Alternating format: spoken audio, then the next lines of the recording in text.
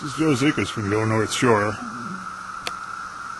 and I'm standing at the edge of the Ravine Bluffs Bridge. It's one of only two bridges ever built by Frank Lloyd Wright. This one is actually a replica. The original, built in 1915, had deteriorated to the point where it needed to be torn down and replaced. You can see some of Wright's trademarks, the horizontal lines, the planters. The sign here marks this as being on the National Register of Historic Places. And I guess it's kind of rather curious that a replica is on the National Register of Historic Places. It's a little bridge for pedestrians to sit, look over their shoulders, enjoy a view of the ravine that this bridge spans.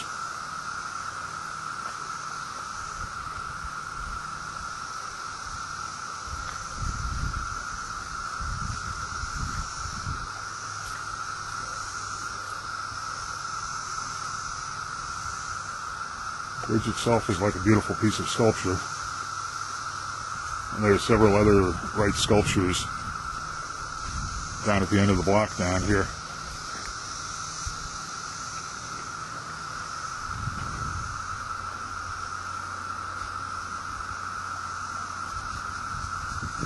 Just up ahead in the direction you're looking, along Meadow Road and Sylvan Lane in Glencoe, are 6 homes that were built in the mid-teens as part of a Wright subdivision. And we're going to go up in a bit and take a look at those homes.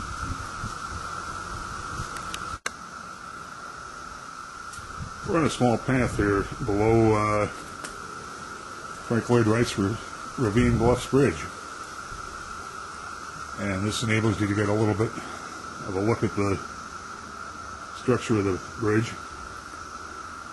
It's built basically supporting piers, 2 supporting piers, and what looks to be concrete, possibly steel, wrapping that.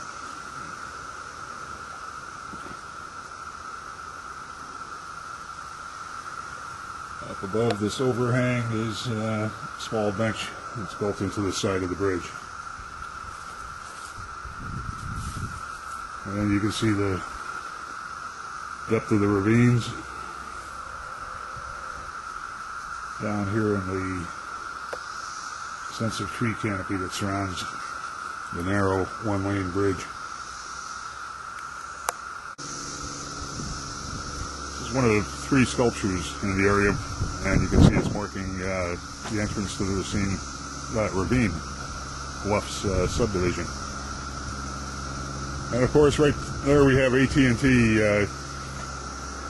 taking charge of the wiring in the area. Have a great day.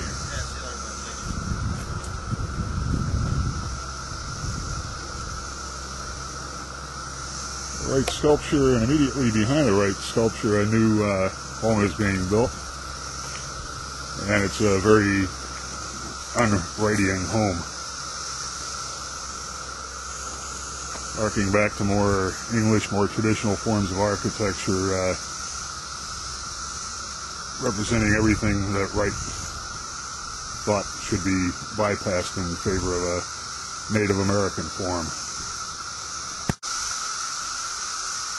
This particular piece of Frank Lloyd Wright sculpture is at the opposite end of Sylvan Road, overlooking another of the ravines. This one a smaller ravine, at least at this point.